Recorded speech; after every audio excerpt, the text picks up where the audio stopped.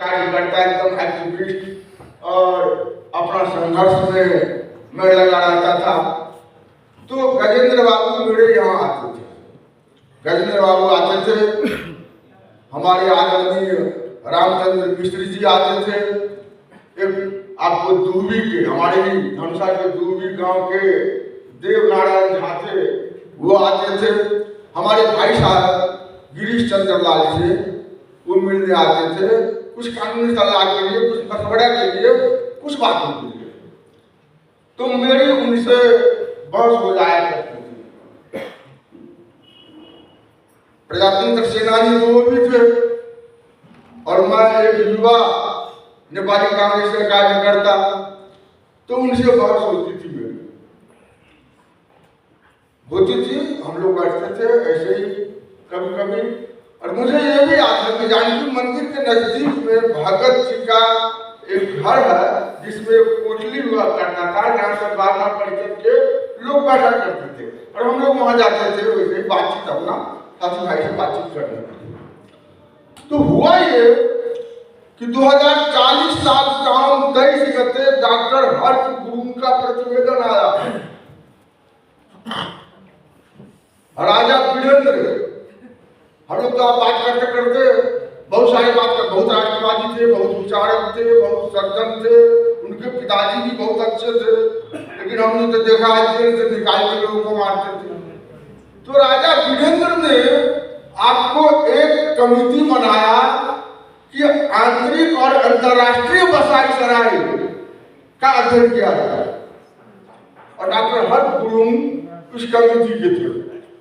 तो आंतरिक और अंतर्राष्ट्रीय नहीं था, वो मतलब मधेसी और भारत से जो आना जाना था, तो उसके बारे में वो आपको प्रतिवेदन था। एक वातावरण बनाना था कि मधेसियों के खिलाफ में मधेसियों को कैसे दबाया जाए, कैसे नेपाल भारत की सीमा को बंद कर दिया जाए, कैसे मतलब मधेसियों को श्रमिक के रूप में काम करने की दिक्कत हो। तो ये आपको एक मतलब बसाई सराय के अध्ययन प्रतिवेदन के माध्यम से डॉक्टर हर्ष गुरुंग ने लाया। अब हम लोग क्या समझते थे पहले, लोकतंत्र आएगा सब ठीक हो जाएगा, लोकतंत्र में समानता होगी, हम सब बराबर होंगे, निर्वाचित सरकार होगी।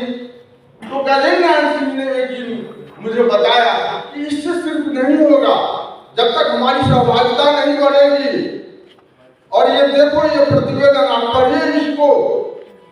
और जब से मैंने वो प्रतिवेदन पढ़ा और उनकी बातों को सुनी, एक नया अंकुरण अपने लोगों को लड़ने के लिए, अपने लोगों के लिए लड़ने की एक जागरूकता, एक जोश मेरे मन में आई। मैं आज इसलिए भी उनके प्रति कृतज्ञ हूँ और उनको कोटि से नमन करता हूँ। अब देखिए जो बात यहाँ चल रही है, अब उसके बारे में मैं छोटपरी में थोड़ा सा कहना चाहता हूँ, ज्यादा विस्तार में मैं नहीं जाऊंगा। हमारे नेताओं ने, हमारे साथियों ने अपनी बात यहाँ रखी है। तो अब कहा किया जाए, तो मैं मैथिली के एक कविता का आपको दो पंक्ति सुनाता हूँ। बात तो वह है तर की ऊपर जे छे सच बात तो वह है। तो हम सभी जानते हैं बात कहाँ है, बात कहाँ अड़की हुई है, इस बात को हम जानते हैं। हमने लड़ाई भी लड़ी, हमने 3 आंदोलन किया, ऐसा विकट और ऐतिहासिक आंदोलन किया जो नेपाल की धरती पर शायद मन पहले हुआ हो और ये ढंग इतना संगठित और इतना मतलब लड़ाकू के साथ सारे लोग उसमें उतरे। शुरुआत में तो कोई किसी पार्टी में थे, लेकिन एक ऐसा माहौल आया जब आपको नेपाल के सड़कों पर, तराई के सड़कों पर सारे पार्टी के लोग उतर के आए। जनता ने साथ दिया, जनता ने वोट भी दिया, लेकिन बात तो वह जे अब उस बात को मैं फिर से यहाँ कहूँ तो मतलब उधेड़ना हो जाएगा आपको, वो फिर निकालने जैसा हो जाएगा वो आपको। तो जब हम समझते हैं कि बात वही है, तो फिर एक प्रश्न यहाँ उठा था कि हम क्यों आगे नहीं बढ़ा सके, हम क्यों अचीव नहीं कर सके। हमने किया अचीव, हमें तो लोगों ने वोट भी दिया, हम उतने ताकतवर भी बन गए, लेकिन लोग गिनीज बुक में क्या कहते हैं, गिनीज वर्ल्ड रिकॉर्ड बुक में नाम दर्ज कराने में ज्यादा लग गए, एजेंडा को कहां न कहां छोड़ दिए। हम इतनी बार, एक बार दो बार नहीं, इतनी बार तो एक वर्ल्ड रिकॉर्ड बनाने की बात हो गई। एजेंडा को हम लोग छोड़ दिए, जो हमारा ध्येय था वास्तव में उसे स्वीकार करना होगा। मैं आत्म आलोचना कीजिए नहीं करना चाहता, मैं ये कहना चाहता हूं कि सभी को, हम सभी जिम्मेवार हैं उसके लिए, चाहे आप इसके दोषी हो या नहीं हो। तो आत्म आलोचना न कीजिए, ईमानदारिता से आत्म मंथन तो कीजिए, अपने आत्म मंथन कीजिए कि कहां क्या स्थिति हुई, क्यों हुई। मुझे लगता है वही कारण हम छिन्न भिन्न हो गए, आज उसका परिणाम हम भोग रहे हैं। डॉक्टर हर्षवर्धन का जो प्रतिवेदन था, आज उसी के विरासत के यहाँ के शासक पर आपको धो रहे हैं और किसी तरह से हमें आपको सप्रेस करना चाहते हैं, हमें दबाना चाहते हैं। हृदय जी अभी नहीं है, हृदय जी ने कहा कि संविधान तो वही 3 पार्टी ने बनाया था, कांग्रेस, हिमालय और माओवादी, तो वो तो तृप्त है, तो आप तो संशोधन चाहते हैं, संशोधन तो हमें चाहिए, तो हमें तो प्रोग्रेसिव संशोधन चाहिए ना। हमें तो मतलब जो है, जो कमी है उसको सुधार करने के लिए चाहिए, लेकिन जहां सत्ता की भूख होती है वहां की कमी नहीं होती है, वो अतृप्त आत्मा है। और अभी जो संशोधन की बात कर चल रही है, वो सभी कहेंगे उनका डिटेल में मैं नहीं जाना चाहता, लेकिन वह सिर्फ मदेशियों को ध्यान में रख के किया जा रहा है कि इसका प्रतिनिधित्व नहीं हो, इसकी सहभागिता नहीं हो। कहते हैं समानुपातिक पद्धति को हम हटा देंगे, पूर्ण समानुपातिक पद्धति चाहिए, लेकिन वो कहते हैं कि समानुपातिक पद्धति को हटा देंगे।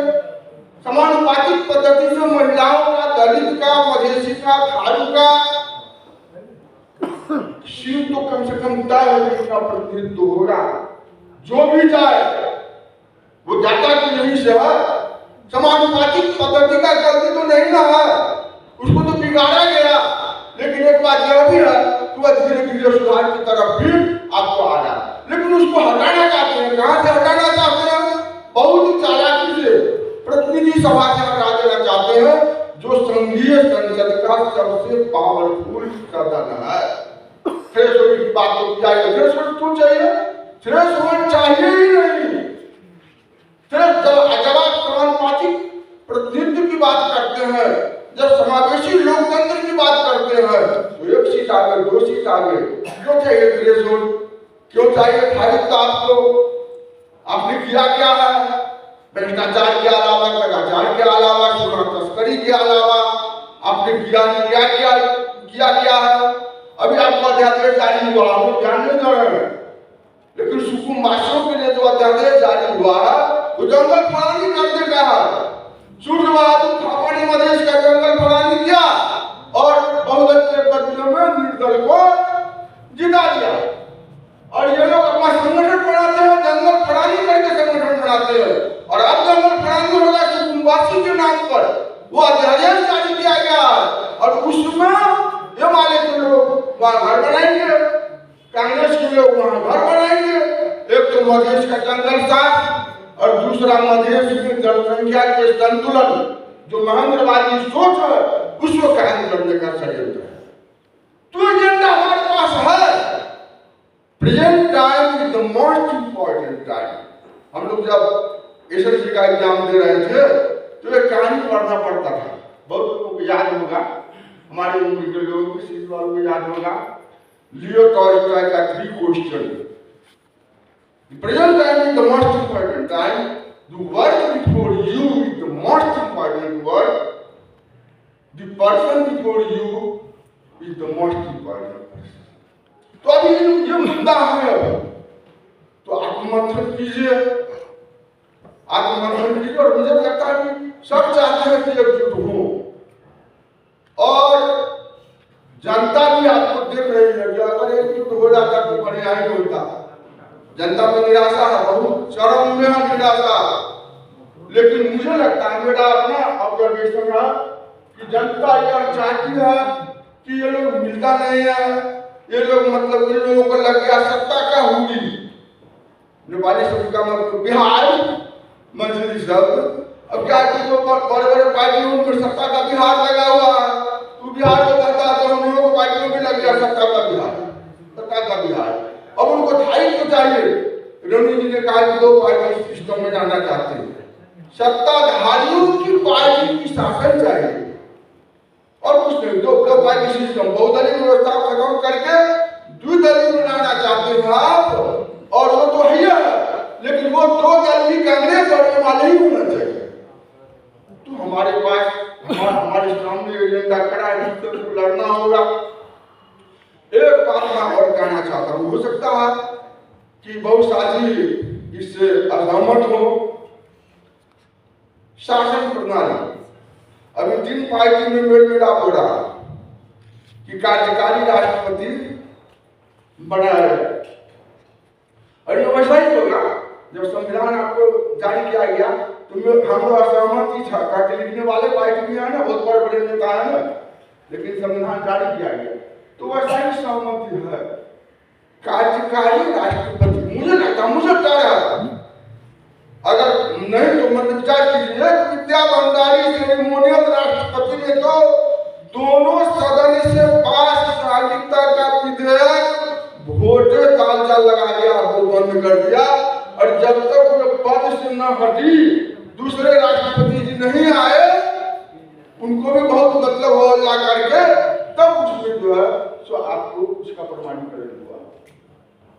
अगर कार्यकारी राष्ट्रपति आता है तो 50 मिनट तक हम लोग जीत सकते हैं राष्ट्रपति का पद। अगर वे जीतता है तो मधेशियों को हाशिए पर ले जाएगा, धीरे धीरे समेटते हुए एक पतली लाइन में आपको ले जाएगा। इस बात पर भी साथियों को विचार करना चाहिए। सभी का मन है, आइए बैठे प्रयास करें। और मुझे लगता है कि एक ही बाधा है, सब सर्वोच्च बनना चाहते हैं, सबसे बड़ा जो स्वास्थ्य के काम में आदर पूर्वक कहता हूँ कि सर्वोच्च बनिए, लेकिन अभिभावक की भूमिका में अगर आप आएंगे और जो एजेंडा के प्रति प्रतिबद्ध है उनको बढ़ाने के लिए इस मतलब दृढ़ता से अगर आगे बढ़ेंगे तो हम जरूर कामयाब होंगे। हम एक हों। मैं अपनी ओर से, हमारी पार्टी की ओर से मैं पूरा सहमति व्यक्त करना चाहता हूँ। मैं पहले से ही प्रयास करते रहे, आप लोगों को मालूम होगा कि संविधान संशोधन के बारे में खबरदारी सभा वगैरह सब जितना हम लोग सक रहे हैं उतना हम लोग कर रहे हैं, वैचारिक रूप से लड़ भी रहे हैं। और मैं फिर से अनुरोध करूँगा कि आत्ममंथन हो, सभी साथियों के बीच में आत्ममंथन हो। जो बड़े हैं वो आदरणीय है ही, आदर करो, कोई आदर नहीं करता तो स्वतः आदर नहीं हो ही जाते हैं, वो आदरणीय रहेंगे। इस बात को उस मंथन में शामिल कीजिए। हम बैठे, मिले, आगे बढ़े, हम जरूर कामयाब होंगे। धन्यवाद।